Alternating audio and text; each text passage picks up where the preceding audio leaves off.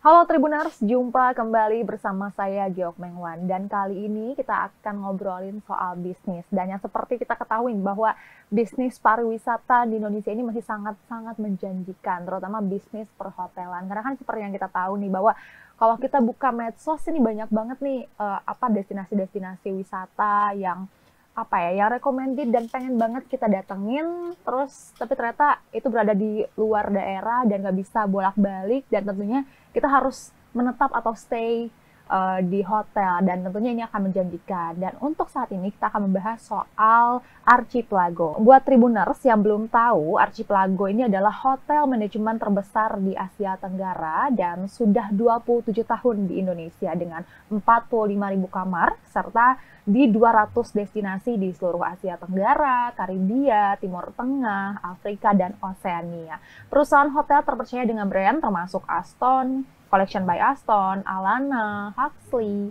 Camuella, Harper, Cass, Hotel Neo, Faith, Nordic, dan powered by Archipelago. Dan saat ini sudah hadir di studio Tribun Jakarta, CEO dari Archipelago, ada John Flick. Hello, John. Morning. Hey. How are you? Very good. Thanks very much for having me on the show. It's great to be here. Nice to meet you. I will ask about the challenges you face when running a business hotel in Indonesia. What kind of challenges?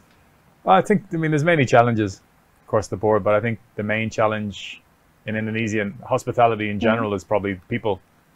Finding the right people who want to be in the hospitality business for an extended period of time. Because there's a lot of people who like cooking or like, kind of entertaining people, but to be in the hotel business, 8-10 hours a day for many years is quite challenging. Yeah, and more people these days, young people in particular, have a lot more opportunities open to them than they would, for example, when I started off 30 or 40 years ago in the business. I mean, now people can get into different technologies. They can get into, SEO optimization. Fintech is big in Indonesia, working for, Grab or Gojek. There's a lot of different opportunities, so in the old days, people, if they, left school earlier, didn't have a job, they became, waiters or cooks, and then kind of moved up through the ranks. But these days, people are, much more educated when they leave school. So even though they don't have the experience, they want to come in, for example, if they finish the hotel school in Bandung, they want to come in and be managers almost straight away. I mean, on paper, they're qualified, but practically not really. Yeah. So it's finding hotel business is also quite labor intensive. You need a lot of people in it. To be able to, find those kind of people. And then, a lot of the younger people today, Gen Z, for example, they're not that used to talking to people, face to face, interacting with guests and so forth. They're more used to, chatting online with their friends. And so that kind of social interaction is a little bit lost. So when they're coming into the hotel business, it's kind of a challenge to get them to be interacting with older guests or, more affluent business people or travelers. But just having conversations with people for Gen Z these days is a little bit more of a challenge. So that's probably the two biggest challenges we have, is finding the right people and finding enough of the right people to be able to do the job. Yeah. Okay. Then we know that we have passed the pandemic, COVID-19 pandemic. So how the hotels business after pandemic? It's good. I mean, it's booming. I mean, our expectation was always, we thought there'd be, 2 years of the pandemic and then 2 years of recovery and then 2 years boom. That's normally what happens, like in the 20th century, previously in countries or areas where there was, an endemic issue in one country, or like the Spanish flu in Europe, for example, or there was a global pandemic, like COVID. So when we did the thing, we made our plan for that. But in general, when people are traveling these days, safety and security is a big issue for people. Better hygiene standards, better safety standards, better security standards. So some things in hotels have changed, because of that, and they've changed for the better. There's better, overall, I think globally there's better standards in hotels and in the hospitality business after the pandemic. So, but for us, it was an opportunity for us to kind of press the reset button in many ways. We had basically a 2-year pause almost, where you could, rejig, change some of our procedures and standards and systems and stuff like that. And then I think we've come out on the other side of COVID as a better company. Okay. And after the pandemic, we know that the government applied the rules like CHSE, clean lines, helmets, Yeah, health, like safety, that. yeah, exactly, yeah. Yeah, it was very good. I mean, the government here actually in Indonesia I think, in our opinion, I think Yeah. did a pretty good job. I mean, different countries had different strategies from, Australia, New Zealand totally closing down to Sweden totally open, nothing different. So it was interesting to see who actually got it right. But I mean, when the pandemic itself came, it was very difficult. Nobody knew what was going to happen. I mean, it's something that nobody in our living life had ever really experienced. Yeah. So it was very difficult. But I think the government here kept a good balance of, opening at the right times and closing at the right times when numbers got high. So overall, I mean, the business here did very well compared to other countries that closed down almost fully. Like the Philippines, for example, was very difficult. They almost closed down for 2 years. So that was a problem. And then opening up, Indonesia opened up, quite well. The perception also overseas for travelers of different countries, like Japan had a good reputation, Dominican Republic had a good reputation, and I think Indonesia had a good reputation. So when these countries were opening up again to markets and flights were coming in, I think people's perception of Indonesia as a country was quite good, because things had been generally well controlled and well thought through, well planned, well organized. So hospitality wise, I think in the hospitality business, I think it came out pretty well. Okay. Then can you share on how you started Archipelago? Because we know this is the biggest company, Yeah, hotel management. It's a good question. It's quite a long story. I mean, it takes quite a while to build up these kind of businesses. Our original kind of plan, we started off many years ago, was basically, we sat down for almost a year, myself and Charles Brookfield, who's my mentor and the chairman of the company. We started off, basically in conversations, just talking about how we'd envision a hospitality business, sustainable hospitality business in Indonesia. And, we basically made like a 20 or 30-year plan. Tourism was heading, where, the demographics were going, what people were demanding, how flights were coming along at the time when we started. When we started, Research. there wasn't any Lion Air, there wasn't any Air Asia. So flights were quite expensive. People traveled for longer periods. So basically we started off with, a vision and a mission, like many companies did, but we actually spent like quite a lot of time. And then after that, we decided upon our strategic plan, like what areas of the hospitality business we'd be playing in, Would we be looking for construction? Would we be looking to do an IPO? Would we be, staying private? And would we be in hotel management or franchise, licensing agreements, third-party operator contracts? I mean, there's many different, would we become a travel agent? Would we be mostly online or mostly, wholesale? Would we be B2B, B2C? So there's, once, you have to make that kind of strategic plan of what playing field you want to play in first. And once we had that decided about that we wanted to be in hotel management mostly, then after that we fleshed out the different plans that would support the overall strategy of the company. The general plans then were, which brands would we develop, what kind of brands we thought we needed. So we looked at different companies like that were already established, Hilton, IHG, Accor, other companies that people don't really know but are kind of behind, like third-party operator companies which are quite big, but like Aimbridge, for example. You've never heard of that company, No, right? Aimbridge, for example, would be, I mean, even people in the hotel business wouldn't know it. Even though Aimbridge would probably like one of the 30th largest hotel management companies in the world. They're not branded, they're called third-party operators, TPOs. So they, for example, Aimbridge they would manage more Marriott hotels in America than Marriott. Or they would manage like all the Marriott, IHG, Hilton hotels in Mexico. They'd all be managed by Aimbridge. But people don't know these companies, And then there's other companies like MG, for example, or Hotel Beds, which are bed banks or like wholesalers. which people don't know either.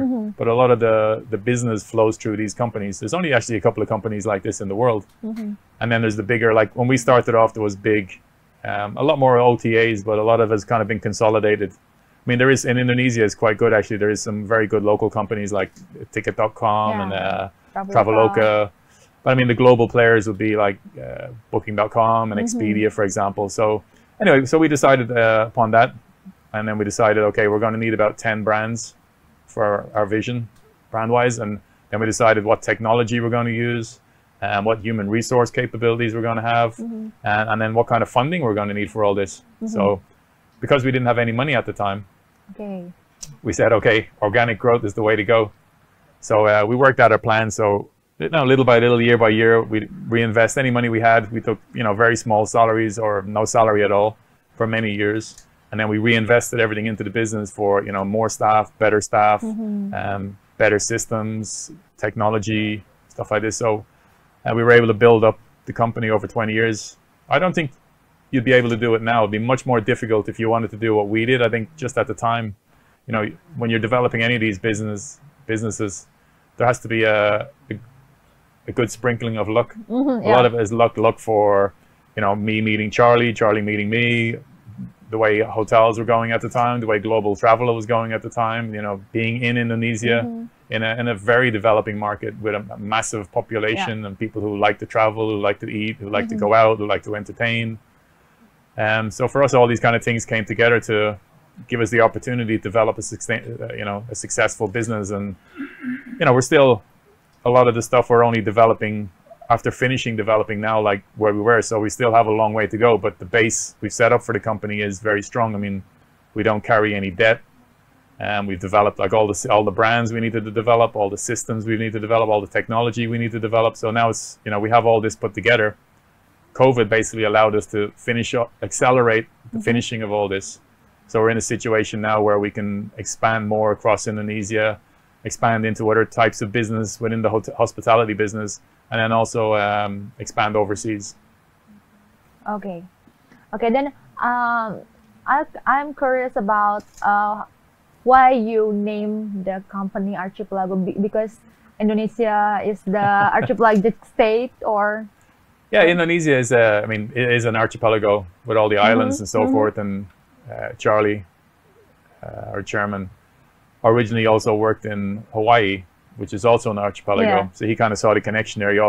He's based in Bali now. He lives in Bali, and he always felt a good affinity towards Indonesia. We always felt that it was a good place to have our base. We wanted to be based here, even if we expand. Like we operate in 15 countries now, but we always thought that Indonesia would be a good place to be. So he always liked the name Archipelago, even though it's very difficult. Even for Westerners, it's difficult to say Archipelago. A lot of people don't know what it is. For Indonesians, we know it's very difficult. So a lot of the time we kind of become, that company that nobody can say, which is also sometimes a good thing, because people go, oh, what's the name of that company? Oh, Archipelago. Oh, yeah. It's like, so it's okay. It's kind of a fun thing, like Häagen-Dazs, which is not actually a word, right? It's just a made-up word. Nobody knows what it is, but it's, okay, it sounds cool. So we kind of became Archipelago. So I wouldn't use it as a hotel brand. For hotel brands, we like smaller names, Aston, Fave, Neo, a little bit more simple, more brand recognition. But I think for an overall holding company, I think Archipelago works well, and then kind of represents what we've become. Okay. Then what are your plans to Archipelago in 5 years to go? 5 years, yeah. You probably know, the further you move up in the company, the more you're kind of like not living in the moment. You're a little bit ahead. If you look at it, people like Elon Musk or Jeff Bezos, they could be 50 years or 100 years down the road, or Papa Jokowi, the president, who is developing the new capital. That's a 50, 100-year plan, but some people are like that. So for us, in our position, we're 5 years or 10 years down the road. So I think in 5 years, 10 years away, we see ourselves expanding more overseas. We see, ideally for us, big markets would be the Middle East, Saudi Arabia, Dubai, and then Turkey, where we can support the Indonesian market going overseas for either holidays or vacations, or Hajj Plus, where people go to Saudi Arabia but also they visit somewhere else along the way, whether it's Istanbul or Dubai or Abu Dhabi or Oman, for example. So these kind of places will be important for us expanding overseas. We've already signed a few contracts in Saudi Arabia, Jeddah, Medina, and Mecca, of course. So that'll be over there, and then also overseas. And we're focusing a lot in the Americas, Mexico, Cuba, Dominican Republic. We see that as a big market for us. We have a lot of hotels open in Cuba. We have 32 contracts now signed in the Dominican Republic, so we're focusing over there.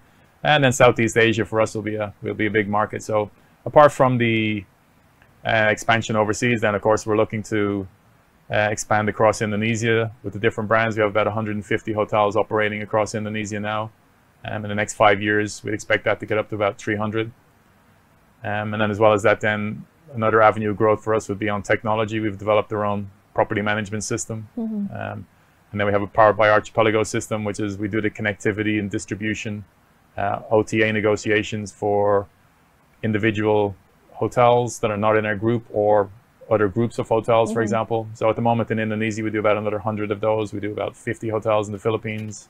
So this is kind of another area of expansion. And then the last one for us would be in technology. We've developed our own property management system, which is the system that, it's front of house, back of house, point of sale system in hotels. So that makes a big difference. It's a really good system. It's like if Google developed a property management system, it would be like this. You can train people on it in 2 or 3 days. So it makes it very good, because these days in hotels, you get a lot of turnover of staff. We always had that in Europe, but in Indonesia, people are more stable, but now people are moving a little bit more, 1 year, 2 years, changing jobs. So you have a lot more turnover of staff and stuff like that. So basically they're the 4 areas. And then of course, building our own hotels. We've built 3 hotels here so far in Cilegon, Anyer, and Saran. We're looking to develop a few more hotels in Indonesia. So they're the kind of main focus areas we're looking to develop over the next couple of years. Okay, which city or region? There's a lot. I mean, the capital, the new capital, will be a big one anywhere around, and also the supporting cities around there. So Samarinda, Balikpapan are going to be very popular feeder cities into that. That whole area is going to be quite popular. Jakarta will also be busy. I mean, one of the things people don't really understand is that when they're moving the capital, people think, oh, there's going to be less business in Jakarta. But it's not true. That's not happens. That actually what that happens is that creates more traffic, more stays, shorter stays. So all the people who go to work in the new capital, for example, Nusantara, they'll be spending time there. They'll be spending time also in Jakarta, where a lot of the commercial business is. A lot of the ministries and stuff are still here. So then a lot of the coordination going back and forward, there'll be more travel, more meetings to coordinate all this. So hotels will have more meeting space. But then overall, I mean, say Indonesia, for example, for domestic flights is number 13 in the world. So it's quite big already. But by 2050, it'll be number 4 in the world. So there's really going to be a lot of more flights, people flying across Indonesia in the next few years. So what that will lead into is more requirements for bigger and more hotels at airports, wherever it is. And the government has been quite good in recent years about developing out more infrastructure, more hotels, and all that is good for domestic tourism, but it's also good for international tourism coming into Indonesia, that the infrastructure is so good. So okay, then I'm curious about which city is Archipelago has more hotels and guests in Indonesia? Jakarta. I mean, with the greater area of Jakarta, we'd have about 30 plus hotels, and Bali we'd have about 20 hotels. But then there's other cities, like for example Makassar, where we'd have 6 to 7 hotels. So different areas of different stuff. East Java has really built up over the last couple of years around, not just in Surabaya, but around Surabaya, Mojokerto, and areas like that. So we have about 20 hotels in that area. So they're kind of spread out, but we can do a lot of hotels because we have, from 2-star to 5-star, different brands, different facilities. Some hotels are good for. Then what kind of hotel brands that has more guests or? The mid-range is the sweet point. I mean, because the mid-class is the largest kind of consumer group in Indonesia. What brand? So they would be like Aston Inns, for example, Aston Inn, Aston City Hotels, Neo Plus, Quest Hotels. So a lot of our brands will have they could be 2-star, 4-star, but they'll also have variations of a sub-brands, Yeah. call it, in the 3-star category. So for example, Aston normally is a 4-star, a Grand Aston with a 5-star. But if you do an Aston Inn or an Aston City, it can be a 3-star.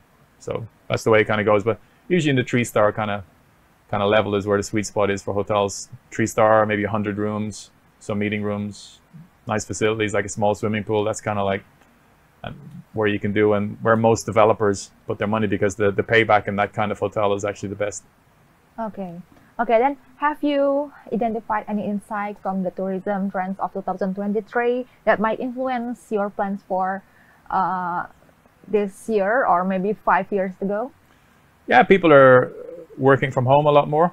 Mm-hmm. When people are working from home a lot more, it means if they're off working from home, or not off, but working from home on Friday, and mentally they're almost off. Yeah. So Thursday is like, they're traveling on Thursday now. So the weekends are getting a little bit longer. People are taking more, like almost monthly breaks, where previously, like people would take, in the old days, people would take a 2-week holiday in the, on the school holidays. Yep. Now people take mini breaks almost every month, which is seeing a lot more.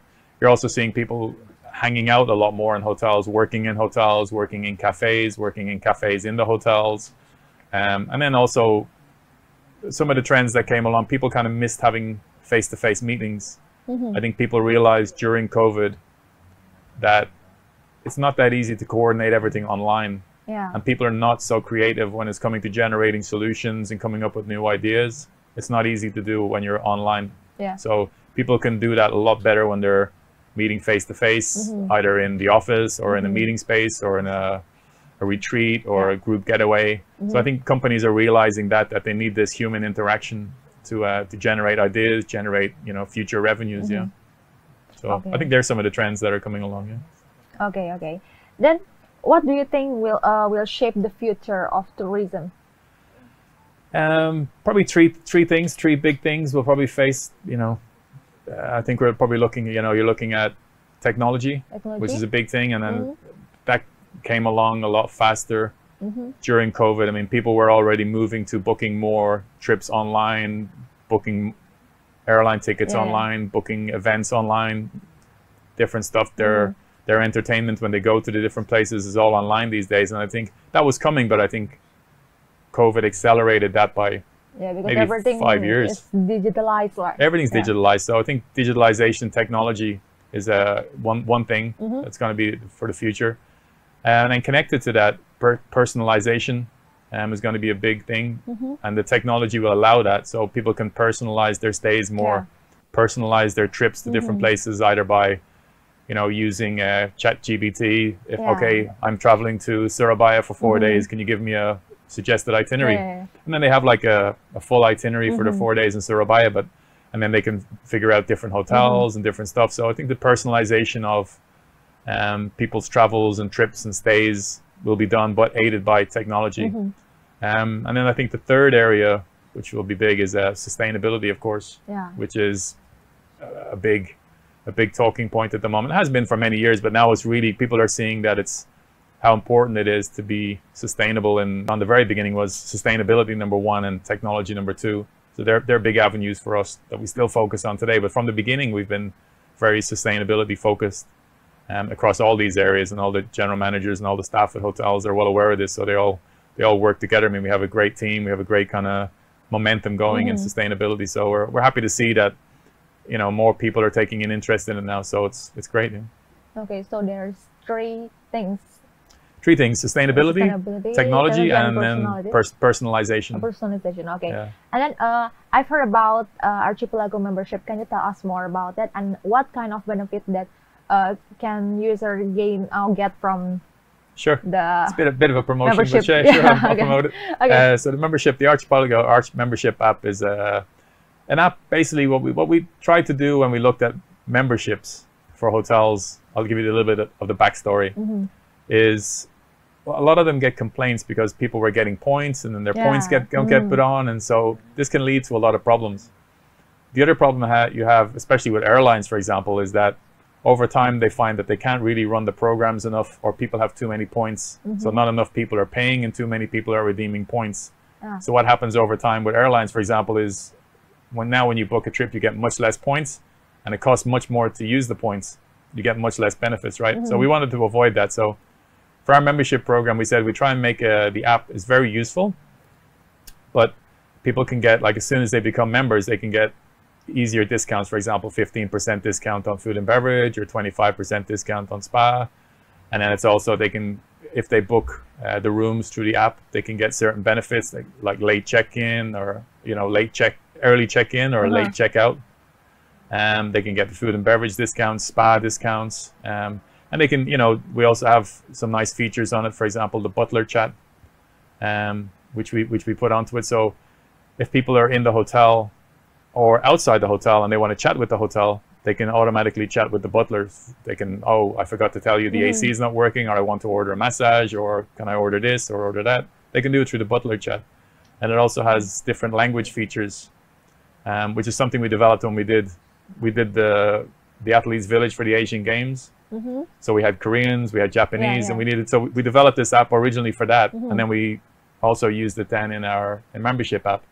So for example, if you're a Korean guest and you come to one of the Aston hotels, Archipelago hotels, you can type in Korean, and then it will come out in Indonesian on the receiver's end, and they can respond in Indonesian, and then it will come out Korean on the guest side, you know. So you can do it in many different languages now: Arabic, Korean, Japanese. So that's quite useful. It's a nice touch, you know, because a lot of time people don't like picking up the phone and asking for something. They're like, oh, but only if they can, in one app. Yeah, exactly. So if you can use it in one app and you can put in your own language, oh, I need an iron and an ironing board, or I need this, or I want to order some room service. Everything's on the app: room service menus, event information about other hotels, information about the area that people are staying in. We can also, they can also get discounts from different vendors in the area. For example, different bars or clothing stores and stuff like that. So that way the hotels try and support, you know, local businesses in the area. So it's a great app. I mean, it's really it's a useful app. Yeah, almost a super app. Yeah, but I think it's a super app. The way the guys did a great job developing it. I mean the guys who developed it, was like, they come out with some stuff. I just go, oh, man, that's cool. You know, it's really good, really useful. You know, so the team who developed it and the ideas that they had, and you know, it's a work in progress. But I mean, they did an amazing job on it. Yeah, so it's really good. Okay. Then how do you see the hotel management landscape in Indonesia and Southeast Asia in general? Yeah, I think number one, the future is bright. I mean, I think tourism in Southeast Asia is going to boom over the next few years. I mean, not just from people in Southeast Asia traveling, but also long distance travelers from Europe and so forth coming around. But the Chinese market is going to come back, starting already this year, but more expanding next year. But in the future, it's going to be massive. I mean, probably 50% of travel around is going to be very big. And I think once supersonic flights come in, it'll make it even easier. Like flights that are 7 hours now will become 2 hours. So it'll become a lot quicker.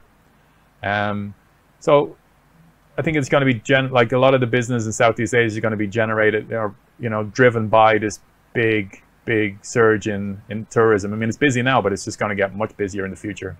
So at the moment, there's a lot of local operators. I mean, in Indonesia in particular, Thailand, Malaysia, Vietnam, even more international operators are seeing that it's a big opportunity for them. So you'll see a lot more international brands like Intercon, Hilton, Marriott hotels. You'll see a lot more of those coming in, because in Asia, Southeast Asia in general, there's a lot of branded hotels, but maybe only 10 to 15% of the hotels are branded. Whereas you compare that with America, for example, where 80% of the hotels are branded. So there's still a lot of opportunity. People these days, because of COVID, because of safety and security, are looking more for a branded hotel that has the facilities that they need. It has the safety systems, the security systems, but also the technology. So it makes bookings easier, makes changing your booking easier. It's more flexible, and they know what to expect when they get there. So basically what happens when you're a hospitality management company, the bigger you are, the better. Because you have more negotiation, you have more leverage in dealing with your travel partners, with the OTAs. You can do more stuff, you can have more programs, you can have a better membership program, you can have more benefits for people traveling around. So I think, you know, you'll see a lot of consolidation in future. Like, for example, Ascot come in, they buy up Oakwood, they buy up Tausia. You see other companies will be coming in, buying up the local operators in Thailand, Malaysia, Indonesia. You'll see the international operators coming in more, but just in general, that you'll see more consolidation, more branded hotels coming in. So I think that'll be the kind of future. And you'll see also a lot more what we talked about before, TPO, third-party operator contracts. That hasn't really come to Asia so much as it is in like, North America and Europe. But you'll see a lot more international brands coming in, but only with the brands. And then you'll have a third-party operator, a local company here, for example, actually doing the day-to-day operations of the company. So I think in the next couple of years, you'll see that'll be a big change. Yeah. Okay. As you said, there is so many challenges we will face in next year. Then what more could Indonesia be doing to attract more foreign tourists? I think probably the number one thing they could do, they're already doing, which is building out the infrastructure with better airports, around either it's in Medan or Jogja or Makassar, and then building out the road infrastructure in East Java, for example, or building things like the Wush, which is a big success between Jakarta and Bandung, makes travel much easier. So that's a big thing. Probably the biggest difference that will make Indonesia could make is with visas. Any country can make it. I mean, with biometric passports now, it's getting a lot easier to track people and find out, is this you? Are you this person in this passport? I mean, it should be a lot easier these days. So what that will allow to do is reduce down the need for, getting visas in advance or visas on arrival. People will just come and they say, okay, it's easy. They scan your passport. You're connected to the global system. That'll make it easier. So it's been shown that, and you can see it in Thailand, for example, they were very quick after COVID. They dropped their visas for the Chinese market. So they basically vacuumed or hoovered up all the Chinese market. Any of the Chinese market that was traveling outside China in the last year basically was going to Thailand because they dropped their visa very quickly. But I think most countries will come up with this very, very quickly. Yeah. Then also I think maybe you could do Indonesia could do more events and stuff like that. I mean, Singapore was very quick to grab. The Taylor Swift contract was a little bit controversial. I think a lot of people in the government were like, oh man, you can't do that. That's really bad. But at the same time, they're like, oh, that's a good idea. Yeah. So it's pretty smart. So I think you'll see more stuff like this going on. And people are into that. People after COVID, people want to see more events, have more experiences, see bigger bands, bigger kind of events coming on, So I think you'll see a lot more of that in Indonesia as well. So, and then also, just the technology part in Indonesia is good. I mean, maybe some more advertising through TikTok, through whatever, some more marketing spend. Indonesia spends some on advertising, on marketing and stuff overseas, but not as much compared to, for example, Malaysia and Thailand, which would be doing much more. They have much bigger budgets, So so probably those areas would be the main ones, yeah. If they did those, but I think the visa would be the number one on the list at the moment, to try and figure out how to just make it easier for people to travel and travel for longer periods. Because Indonesia is quite far away for a lot of people, and there's a lot of stuff to do here. It's not like you're coming in for 10 days and then popping out. People, when they come here, they stay for months. Okay. So, yeah, you'd be surprised. I mean, people come, Indonesia is like you can go all the way from Flores to Aceh and everything in between, north, south. I mean, so many different stuff. Shopping in Jakarta, beaches in Bali, it's got everything here, yeah. Okay. So you think that Indonesia have to more entertain or event for people because they need more experience since COVID. Yeah, exactly. Yeah. So people in general are leaning more towards spending money on samples and experience rather than on their house or their apartment. Or it's still important for people, but it's not as important as it was before. Now people are realizing, spending time with family, traveling, spending time with friends, going places, experiencing different stuff is also where the life experiences. So I think people are spending a larger portion of their salaries, their disposable income on that kind of travel.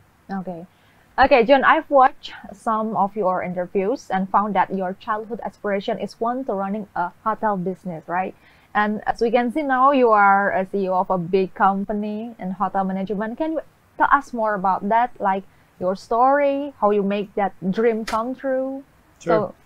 So we get inspired by your story. I don't know how inspiration it is, but Yeah, I started off, I think I was very young when I decided I want to be in the hotel business. I always, whenever we went to hotels or went to restaurants, I always thought there were hotels, restaurants, F&B, entertaining, that kind of business. So whenever I had like a choice of subjects to pick in school, or if I had spare time, you know, I'd pick, for example, French or Spanish or different things that would help me in the hotel business, accounting.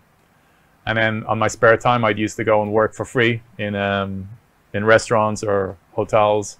I used to just go into them and ask them, you know, I'm looking for some work experience. Can I come in? When I was 14, 15 years old. And then they thought it was a bit weird, but they were like, okay, sure. So I'd end up working in the housekeeping department or front office or in the kitchen, peeling onions or washing dishes, whatever it took, just to be there, learn the stuff. And then after time, maybe I got a part-time job there, or they taught me a little bit of stuff. So over time, I built up this kind of knowledge bank of stuff, and I got a lot of experience working in a lot of different places. But I never had a problem with working for free to get experience and learning the different stuff. That's one of the things I did a lot. I mean, when I worked in, I went to London when I was maybe 21, worked there for 2 years.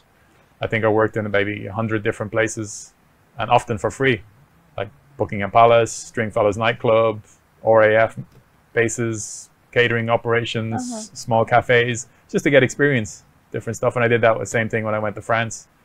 Then when I started getting some money, I was able to go and I'd use all my spare money to go to restaurants and eat in them, or go to hotels and stay in them and find out what they're like. I even do it today when we go on holidays. My family's on holidays, but wherever we're staying, I'm always taking notes on our pictures, what kind of hotel it is, what's in the room, anything interesting, stuff like that. So later on then, after I worked a few years in hotels, I realized that if I wanted to do what I do now, I needed more of more education to be able to do the big picture stuff. So then I went and did an MBA in England, and to educate myself. So, you know, setting up companies, building brands, dealing with brand registrations, licensing, franchise agreements, all this kind of stuff, because I knew I didn't have the tools for it. So once we got that, then I was able to bring that into Archipelago, and we started that, and then build up from there. Yeah. And then based on all my experience, I was able to also, with the team, put together all the different SOPs and standards and brand requirements that you need. So we were able to work on that and build it out over the years. So that system took about probably 10 years to build. So, but all the brands now are set up. So, you know, we do some new brands, but mostly, you know, we do on stuff that we developed between 20 and 10 years ago, which was when a lot of the work was done.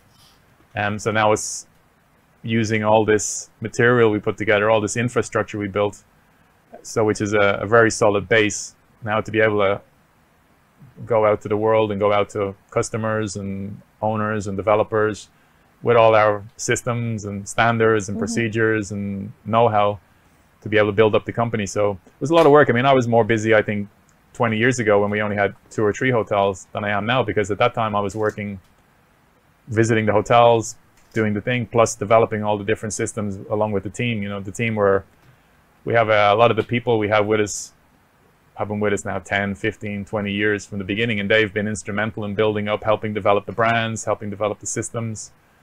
So a lot of the credit goes to the people in the team who are still with us today and still like would make up Archipelago. I mean, we're like not such a company of like a building and stuff. We're a company of people who work really well together and do great things, I think. Okay, that's a great story. That's so interesting. Jadi Tribuners, terjang ini rela gak dibayar waktu pas masih muda gitu, belajar ke kafe-kafe, ke restoran, ke hotel, cuma buat ngerasain pengalamannya langsung, belajar langsung gimana sih ngejalanin bisnis hotel tuh, kayak bagian-bagian yang paling paling kecil aja dia pelajarin biar nanti pas ngurus atau manage hotel dia udah paham gitu.